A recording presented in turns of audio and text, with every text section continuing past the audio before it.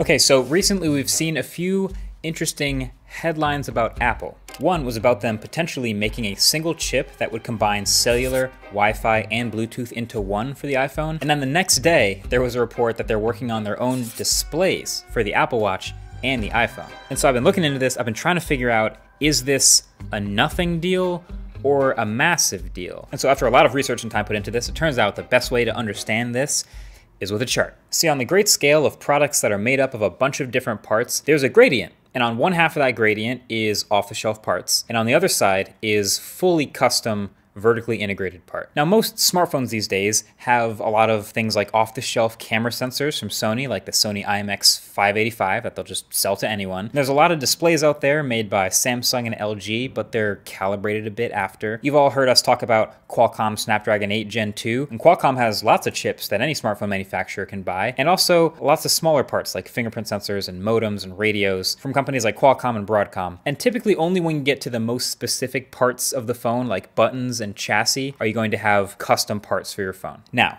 the iPhone's chart right now looks something like this. Now, most people don't think about this much, but it's actually a cacophony of different parts. It's like a mixed salad of different things. The camera sensors, for example, for all intents and purposes, they're just off the shelf from Sony. The main supplier of the battery for the iPhone is a Chinese company called Amperex, but it is customized a bit. It's actually L-shaped and multi-celled to sort of fit maximally in the iPhone's design. And on the far end, they do have their chassis, but also the fully customized A16 Bionic, things like the Taptic engine. So there is a big advantage to having parts that are more custom, especially in tech, because the main benefit that you get is optimization. Like, for simplicity's sake, just imagine you're trying to build a triangular object and you want to fill its volume as efficiently as possible, but you only have square blocks off the shelf. You won't be very efficient with those parts, but if you can design all the parts yourself, well, now we're talking. That's peak optimization. So clearly you want the best, most well-optimized pieces for your thing, your product. You just saw what happened with the Macs, where they just switched from all those off-the-shelf Intel parts to those custom-designed Apple Silicon pieces. Like, that was a massive improvement for Apple, and all their computers took a quantum leap forward in speed, in efficiency, in battery life. Like, they're just hilariously better than ever before. And so the iPhone, well, the iPhone is huge for Apple. I mean, I know Macs are kind of popular, but most of Apple's revenue since it came out in 2007 has been from the iPhone. So Apple taking back parts of the iPhone turns out to be a very Tim Cook supply chain optimization story more than anything. So there were two stories in there, the displays and the chips. Let's start with the displays, because as you may or may not know, about 80% of iPhone displays are made by Samsung. Yeah, that's Samsung. Then about 12% by LG Display, and then the last 8% by others like BOE Display. So right now, that basically looks like Apple going to the display maker and going, hey, you guys make OLED displays, right? Okay, cool. We're gonna need a bunch of those. We would like, this curve radius and these certain cutouts for our little dynamic island, and we'd like 100 million of them. So if you guys could do that, that would be great, and we'll pay you up. And so that manufacturer, based on their own technology, will fill those orders using the displays they know how to make. And by the way, it's actually kind of super impressive that all of this happens so seamlessly.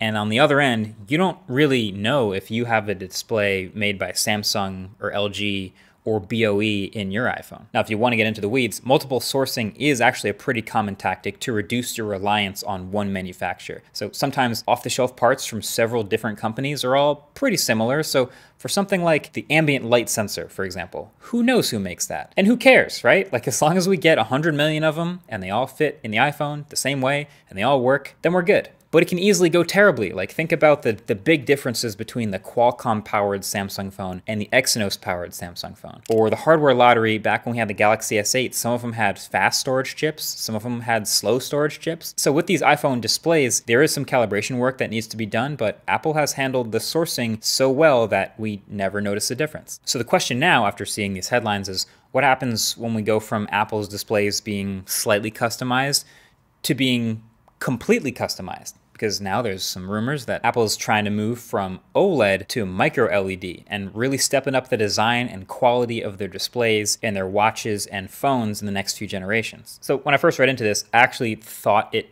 meant like nothing. Like, Apple doesn't really actually manufacture pretty much anything. They are a world-class design firm, and they do a lot of research and design and development. But then at the end of the day, when they actually make the thing, they're not manufacturing the iPhone or the pieces in the iPhone. They get a company to do it.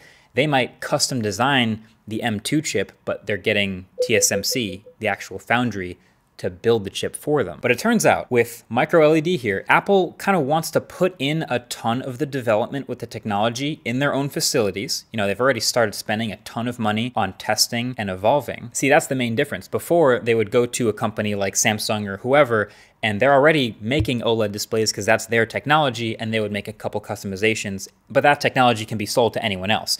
Apple wants to do all the development and stuff for micro LED, so when they get to the end of the chain, they give the instructions to someone and they make it, but that's an exclusive Apple technology. So they're kind of trying to get ahead of and own micro LED. So that's why all these stocks dropped on this news. You know, when this reset happens, we don't really know which companies Apple will be going to manufacture them. Apple's still not going to make the display themselves. And theoretically, it could be the exact same list of manufacturers, but word on the street is they're trying to strategically drop a certain Samsung. So we'll see. So that's the displays. But then there's also the story about the radios, which is a little more interesting because right now they're buying radios in their phones from Broadcom and Qualcomm. But also it's several different radios in different parts of the phone. So that rumor was not only that they're going to design their own chip, but that they're going to combine them all, Wi-Fi, Bluetooth, and cellular into one chip. So that to me is a little more interesting because obviously it's the same supply chain story of, oh no, if you're Qualcomm or Broadcom, you don't really like that future, but also the possible efficiency gains because right now there's a bunch of radios taking up different space in the phone, taking up a bunch of power in the phone, and ideally consolidating all of them to one chip is really great for efficiency gains. Maybe it means battery life gets better. So yeah, both of these stories are of Apple using their mountains of cash to put into the upfront development costs and eventually reap the rewards of better products down the line for their products. That's essentially what's happening. And you better believe that there's going to be other companies who have the same idea and want to do a sort of a similar thing. They just might not have as much cash. So at the end of the day, who does this affect the most?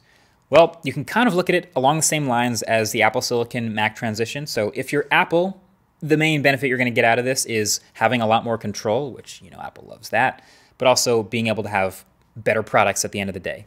Great. Now, if you're one of the suppliers, if you're Qualcomm or Broadcom or Samsung maybe, and you're about to lose a pretty big customer, well, yeah, then they're going to feel that. And then for us, the potential users, really at the end of the day, if they're successful with this, then that means having better products, and maybe we get mini LED displays starting in Apple Watches at first, and then maybe in the iPhone, bigger display, and then even bigger ones later. Cool. But also, it'll be interesting with the competition, with the competitive environment and seeing what companies like Huawei and Xiaomi and Samsung and even Google will do along the same lines and following in their suit. Always fun to watch. Okay, hopefully that helped us all understand it. It helped me. Thanks for watching. Catch you in the next one. Peace.